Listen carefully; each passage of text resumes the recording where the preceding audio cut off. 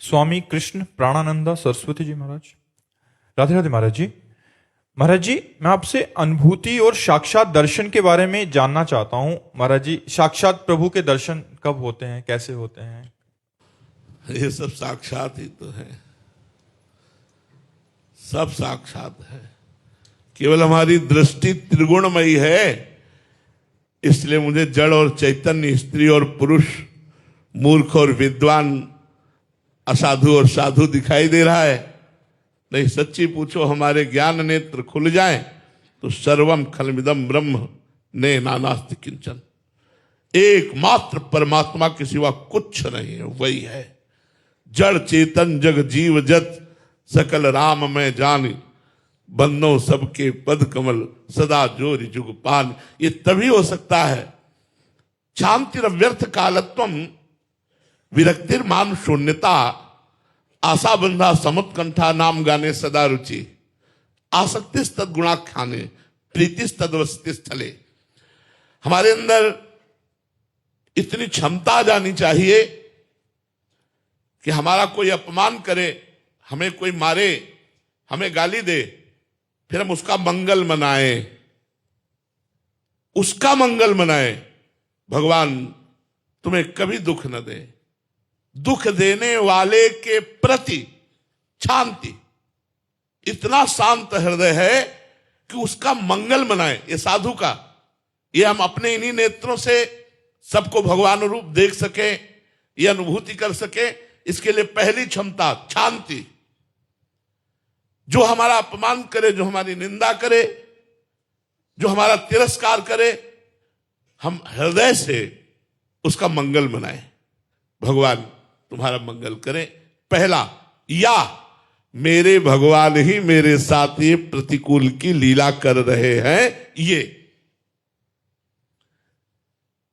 दो बातों में एक बात होनी चाहिए। या तो हमारा बुरा करने वाले के प्रति मंगल भाव, भगवान तुम्हारा सर्वलोक में मंगल करे, तुम जो हमें कष्ट दे रहे हो, ये हमारे पापों का प्रायश्चित करा रहे हो, इसमें तुम निमित्त मात्र केवल हो, ये मेरे ही कर्मों का फल है, भगवान तुम्हें दंड ना दे। इससे भी ऊंची बात, स्वयं भगवान ही इस रूप में हमारे साथ प्रतिकूलता का खेल खेल रहे हैं। ये भाव, शांति, अव्यर्थ कालत्वम। एक सेकेंड भी भगवान का भजन नहीं रुकना चाहिए। त्रिभुवन की राज्य लक्ष्मी देने पर भी जो आधे पल के लिए भी भगवान का विस्मरण नहीं करता, वो भगवान का महान भक्त होता है। तो जो अनुभूति करनी है, सर्वत्र भगवत दर्शन करने हैं, तो निरंतर नाम चलना चाहिए। चाहे वो गुरु मंत्र हो, चाहे गुरुमुख नाम हो, वो निरंतर भगवत चिंतन चलना चाहिए। जितना अंतर पड़ेगा उतनी ही हानि है, उतनी ही विलंबता है, उतना ही विलंब हम है अनुभूति के लिए। अगर अनुभूति के लिए हमें तत्पर होना है तो हमें निरंतर, भक्त है कि त्रिभुवन की राज्य लक्ष्मी देने पर भी आधे पल के लिए अपने प्रभु का विस्मरण ना करे, वो भक्त। अव्यर्थ कालत्वम, एक सेकंड भी व्यर्थ नहीं जाना चाहिए। शांति अव्यर्थ कालत्वम, विरक्ति, वैराग्य होना चाहिए।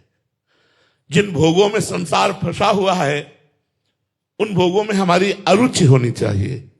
ब्रह्म तत्व की अनुभूति के लिए, भगवत साक्षात्कार के लिए यह अत्यंत आवश्यक है। लोक परलोक के भोगों से वैराग्य और मान शून्यता। सबहि मान प्रदापमानी, दूसरों को तो मान दे, स्वयं मान स्वीकार न करे। दंडवत प्रणाम नमस्कार पूजा पाठ है सब नहीं, हम इसके योग्य नहीं है। अंदर से लड़ाई ना करे, कोई पैर छूने आ रहा मुझसे दबका दे, नहीं नहीं ऐसा नहीं, पर अंदर से विचार करे मैं इसके योग्य नहीं हूं।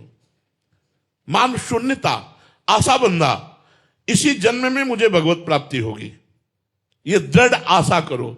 इसी जन्म में मुझे गुरु कृपा से भगवत प्राप्ति होगी। आशा बंधा, समुत्कंठा नाम गाने सदा रुचि, उत्साह पूर्वक भगवान के गुणगान करना, ये बहुत बड़ी बात है। संतों ने इन्हीं गुणगान करके भगवान को रिझा लिया। बड़े बड़े महापुरुषों ने अपने इष्ट के, अपने गुरु के गुणों का गान करना, पदों का गान करना, पदों के द्वारा जो महापुरुषों ने भगवान के नाम रूप गुण लीला धाम या गुरु महिमा का वर्णन किया गया है, उन पदों के गायन से बहुत जल्दी भगवत प्राप्ति होती है। भगवान का नाम और भगवान की लीला गुण से भरे हुए पदों का गायन। समुत्कंठा नाम गाने सदा रुचि, आसक्ति तद गुणाख्याने। भगवान की चर्चा करने में आसक्ति होनी चाहिए। आपसे कोई मिले, भगवान की चर्चा करने में आसक्ति होनी चाहिए। जहां चार लोग बैठे हो, आप प्रभु की चर्चा करें, अपने गुरु की चर्चा करें, अपने इष्ट की चर्चा करें। प्रीतिस्तद वसति स्थले, जहां हमारे गुरु वास करते हैं, जहां हमारे इष्ट वास करते हैं, उस स्थान पर बहुत प्रीति होनी चाहिए। जैसे हमारे इष्ट हैं प्रभु श्री प्रिया प्रीतम, तो उनकी लीला स्थली है, तो आजीवन के लिए नियम ले लिया, प्रण लेता हूं, प्राण चाहे निकल जाए, ब्रजधाम को नहीं छोड़ूंगा। आसक्ति, प्रीति इतनी कर लेनी चाहिए कि वही वास करना चाहिए। अगर ये लक्षण है तो निश्चित आपको भगवत प्राप्ति हो जाएगी, निश्चित आपको ब्रह्म दर्शन हो जाएगा, जो चाहोगे वो प्राप्त हो जाएगा। ये लक्षण आने चाहिए जीवन में।